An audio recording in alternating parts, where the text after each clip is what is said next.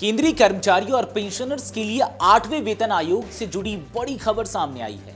सरकार ने संसद में साफ कर दिया है कि आयोग ने अभी तक अपनी सिफारिशें केंद्र सरकार को नहीं सौंपी हैं। यानी सैलरी बढ़ोतरी, फिटमेंट फैक्टर और न्यूनतम वेतन को लेकर फिलहाल कोई अंतिम फैसला नहीं हुआ है।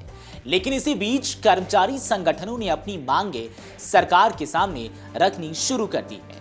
एक संगठन ने तो न्यूनतम बेसिक पे 52,600 रुपए और 2.92 फिटमेंट फैक्टर की मांग रखी है। 8वें केंद्रीय वेतन आयोग का गठन 3 नवंबर 2025 को किया गया था।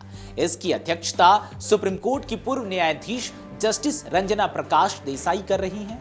आयोग को अपनी पूरी रिपोर्ट तैयार करने के लिए 18 महीने का समय दिया गया है। सरकार ने संसद में बताया कि आयोग ने अभी तक अपनी सिफारिशें नहीं सौंपी हैं।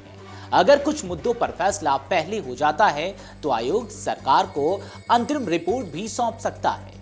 फिलहाल सरकार ने यह भी साफ नहीं किया है कि 8वें वेतन आयोग की सिफारिशें कब से लागू होंगी, यानी कर्मचारियों को मिलने वाली नई सैलरी, भत्ते और पेंशन में बदलाव की तारीख अभी तय नहीं हुई है। आयोग को वेतन, भत्ते, पेंशन, पारिवारिक पेंशन और कर्मचारियों की सेवा से जुड़े दूसरे मुद्दों की समीक्षा करने की जिम्मेदारी दी गई है।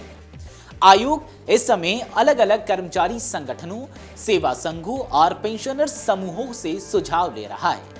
अलग अलग राज्यों और क्षेत्रों में बैठकें आयोजित की जा रही हैं ताकि कर्मचारियों की मांगों और उनकी समस्याओं को समझा जा सके। इन्हीं बैठकों से मिलने वाले सुझावों को आयोग अपनी व्यापक समीक्षा का हिस्सा बनाएगा और उसके बाद सरकार को अपनी सिफारिशें देगा।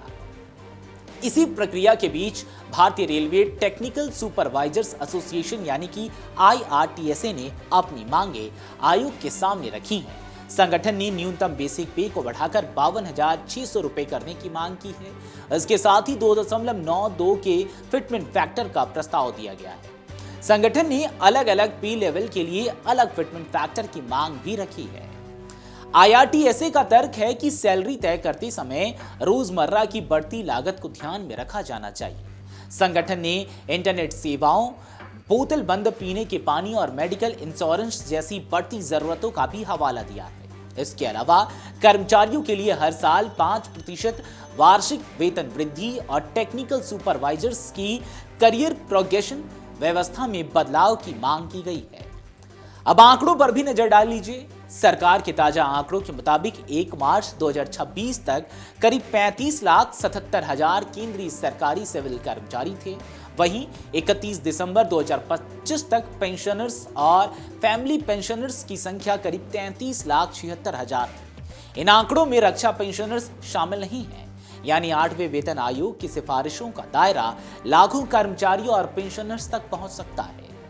आयोग की बैठकें अभी जारी हैं। जयपुर में 31 अगस्त और 1 सितंबर को बैठक प्रस्तावित है। इसके बाद चेन्नई में 7 और 8 सितंबर, पुडुचेरी में 9 सितंबर और चंडीगढ़ में 16 से 18 सितंबर तक बैठकें होनी हैं। यानी कर्मचारी संगठनों की मांगों पर मंथन अभी जारी है और अंतिम तस्वीर आने वाले वक्त में पता लगेगा। ऐसे में 52,600 रुपए न्यूनतम वेतन और 2.92 फिटमेंट फैक्टर जैसी मांगों को फिलहाल प्रस्ताव के तौर पर ही देखा जाना चाहिए। इन्हें सरकार की ओर से घोषित वेतन वृद्धि नहीं माना जा सकता। आयोग के सुझाव, फिटमेंट फैक्टर और नई सैलरी पर अंतिम फैसला तभी होगा जब आयोग अपनी रिपोर्ट तैयार कर केंद्र सरकार को सौंपेगा और सरकार उस पर फैसला लेगी। फिलहाल कर्मचारियों की नजर आयोग की अगली बैठकों और 2027 में आने वाली संभावित रिपोर्ट पर है। आपके जो सवाल है वो हमें कमेंट सेक्शन में जरूर छोड़ते जाएं ताकि अगली बार उन सवालों का जवाब लेकर आपसे फिर से रूबरू हो सके। अगर आप ये वीडियो YouTube पर देख रहे हैं तो हमारे चैनल को सब्सक्राइब कर बेल आइकन दबाएं और Facebook पर देख रहे हैं तो हमारे पेज को लाइक करें।